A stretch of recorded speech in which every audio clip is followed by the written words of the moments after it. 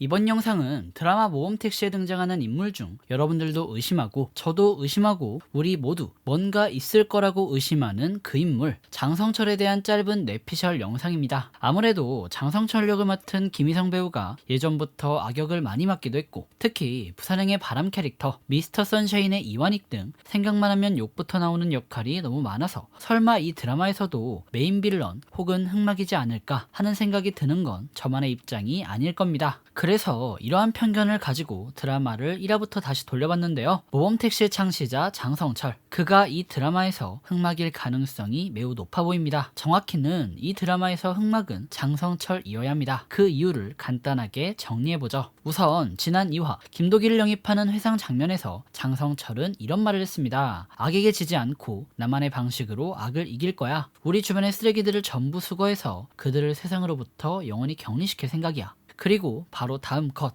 장성철의 집 한켠에 걸려있는 액자가 등장했죠. 로마서 12장 21절을 인용한 글이었습니다. 악에게 지지 않고 선으로 악을 이기라. 이 말은 악을 근절하기 위해 우리가 악이 될 필요가 없음을, 또 다른 범죄자가 되어서는 안 됨을 말하고 있는 내용입니다. 선에 의해 악이 근절되는 세상이 정의로운 세상이라는 것이죠. 하지만 장성철은 범죄자를 쓰레기라 비유하고 그들을 수거하여 격리시킴으로써 선을 이루고자 합니다. 악을 이기기 위해 법의 테두리를 벗어나 또 다른 악이 되겠다는 것이죠. 장성철은 이를 선이라 생각하고 이 부분에서 어떠한 죄책감도 느끼지 않는 사람입니다. 바로 이 지점, 장성철이 악을 이기기 위해 선택한 그릇된 선에 대한 정의가 이 드라마의 갈등의 지점이자 전달하고자 하는 교훈이 집약된 설정이 아닐까 합니다. 모범택시는 법과 국가가 제대로 처리하지 못한 일을 해결해줍니다. 잘못을 뉘우치지 않는 아동 성폭행범을 감금했고 장애인 강마리아한테 고통을 준 사람들에게, 정민이를 괴롭힌 친구들에게 똑같은 고통을 선사했죠. 시원하긴 하지만 이는 엄연한 불법입니다. 강하나 검사의 말처럼 범죄자와 악인은 사회가 약속한 법에 의해 처리가 되어야 합니다. 법의 테두리 밖에서 일어나는 사적 복수는 또 하나의 범죄죠. 하지만 악인을 처리해주는 그들로 인해 드라마 속 세상은 행복해졌습니다. 우리는 고민합니다. 모범택시를 악이라 할 수 있을까? 악이란 걸 알고 있지만 그 누구도 모범택시가 악이라고 쉽게 단정짓지 못할 겁니다. 이 드라마가 전하고 싶은 메시지가 바로 이러한 부분일 겁니다. 선이 제 역할을 하지 못하는 세상, 어린아이를 성폭행하고도 한 사람의 삶을 철저히 망가뜨리고도 감옥에서 고작 몇 년 살다가 출소할 수 있는 세상,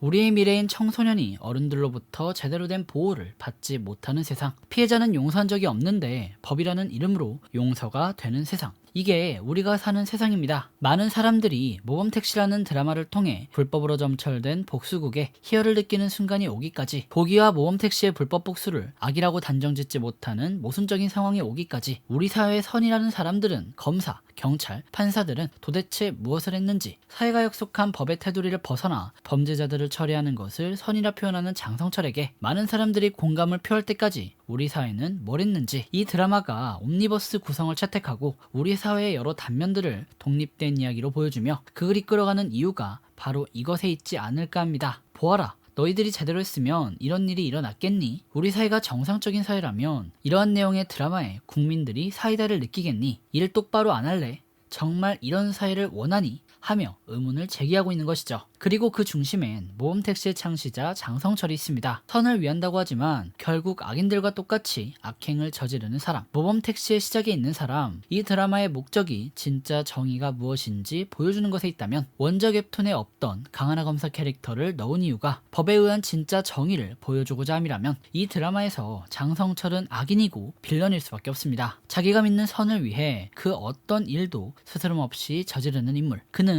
결국 법의 심판을 받아야 하는 존재입니다. 지금이야 협력하고 있지만 분명 장성철의 정의와 모범택시 직원들의 정의가 충돌하는 순간이 올 거예요. 이 부분이 이 드라마에서 가장 긴장감 넘치는 부분이자 주제가 전달되는 순간일 겁니다. 장성철의 정의를 의심하고 김도기와 모범택시 직원들이 진짜 정의가 무엇일까 고민하는 부분에서 우리의 고민도 시작될 것이며, 이러한 고민에 종지부를 찍고 교훈을 던져줄 캐릭터는 우리 사회가 바로 세워야 할 진짜 정의, 법을 상징하는 강하나 검사겠죠. 그녀의 출연 이유일 겁니다. 말씀드린 이화 장면을 비롯하여 장성철의 인터뷰 장면과 강하나와의 엘리베이터 씬에 이르기까지 장성철의 이중성이 지속적으로 묘사되며 드라마가 그에게 악인으로서의 서사와 정당성을 지속적으로 부여하는 이유도 같은 맥락일 겁니다. 어떠한 사정이 있더라도 결국 사적 복수는 악이다. 이를 주도하는 장성철도 철저한 악인일 수밖에 없다. 그리고 그를 이렇게 만든 건 우리 사회다. 과연 우리 사회의 문제는 어떻게 해결되어야 할까? 아마 드라마의 결말에서 장성철 캐릭터에 대한 처분이 이 드라마의 교훈과 관련되어 있겠죠.